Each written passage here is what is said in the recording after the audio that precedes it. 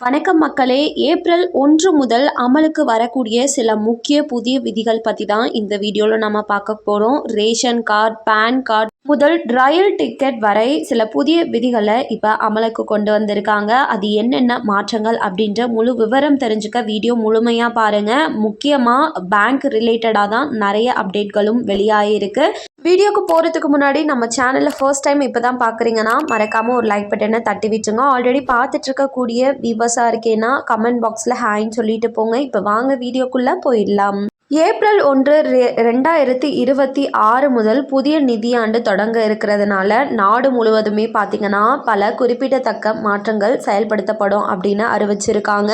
Ration card முதல் ரயில் ticket வர பல்வேறு புதிய மாற்றங்கள் அமலுக்கு வந்திருக்கு. இதை பற்றின விரிவான தகவல்களை இப்போ ஒன் பை ஒன்னாக பார்த்துடலாம். அதில் முதலாவதாக ரேஷன் கார்டை வெளியிட்டிருக்காங்க. அதாவது ரேஷன் அட்டை வைத்திருக்கக்கூடிய அனைவருக்குமே இந்த ஏப்ரல் 1ஆம் தேதி முதல் ரேஷன் கடைகளில் 3 மாதத்திற்கான ரேஷன் பொருட்கள் ஒரே தவணையாக வழங்கப்படும் அப்படின்றத அறிவிச்சிருக்காங்க அரசு.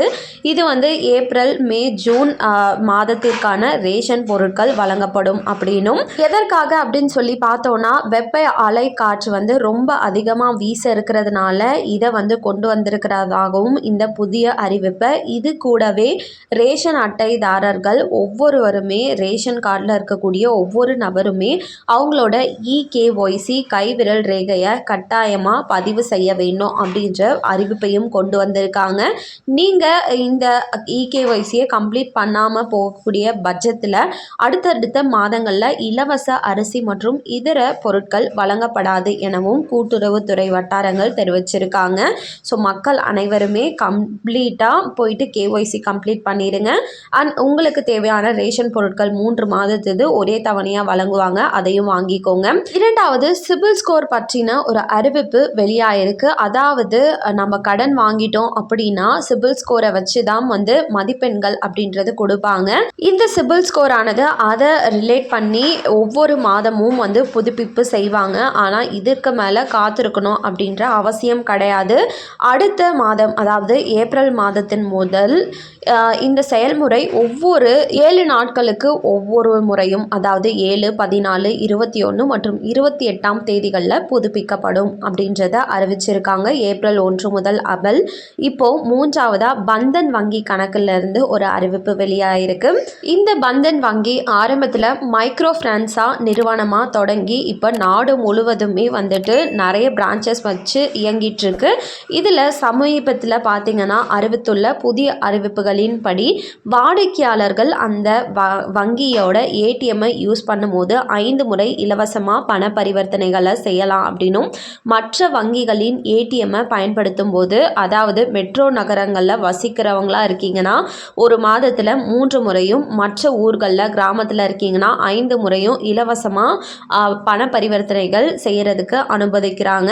இந்த வரம்பை மீறி பணம் டிரான்சாக்ஷன் பண்ணுறவங்களுக்கு 23 ரூபா ஒவ்வொரு டைமே வசூலிக்கப்படும். இது மட்டும் இல்லாமல் பேலன்ஸ் செக் பண்ணுறீங்க, இது போன்ற பணமில்லாத இதர சேவைகளுக்கு ஒவ்வொரு டைமும் 10 ரூபா கட்டணம் வசூலிக்கப்படும் அப்படின்னு இப்போ அறிவிச்சிருக்காங்க. அண்ட் மூன்றாவதாக பந்தன் வங்கியே உங்கள் அக்கௌண்ட்டில் பணம் இல்லை, ஆனால் ATMல போயிட்டு கார்டை சொருகி பரிவர்த்தனை தோல்வி அடையுது அப்படின்னா அதற்கு 25 ரூபா அபராதம் விதிக்கப்படும் அப்படின்ற அறிவிப்பையும் கொண்டு வந்திருக்காங்க. இது ஏப்ரல் 1 முதல் அமல். நெக்ஸ்ட் விமான கட்டணங்கள் பற்றி அறிவிப்பு வெளியாயிருக்கு. ஈரான் போர் நடந்துட்டு இருக்கக்கூடிய இந்த வேலையில் மாதமே முதல் தேதிகளில் விமான எரிபொருளோட விலையை வெளியிடுவாங்க. இந்த விலை இப்போ உயரதுக்கான வாய்ப்புகள் அதிகமாக இருக்குன்னு சொல்கிறாங்க.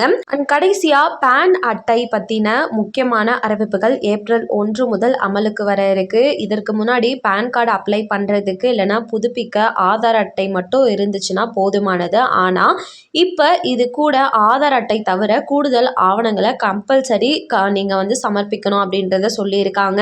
பிறப்பு சான்றிதழ், 10ஆம் வகுப்பு சான்றிதழ், ஓட்டுநர் உரிமம், வாக்காளர் அட்டை, பாஸ்போர்ட் இதில் ஏதாச்சும் ஒன்றை கம்பல்சரி நீங்கள் வந்து அப்ளை பண்ணுறதுக்கு விண்ணப்பிச்சே ஆகணும், புதுப்பிக்கிறதுக்கும் ஆதார் அட்டையுடன் சேர்த்து அப்படின்ற புதிய விதியை அமலுக்கு கொண்டு வந்திருக்காங்க.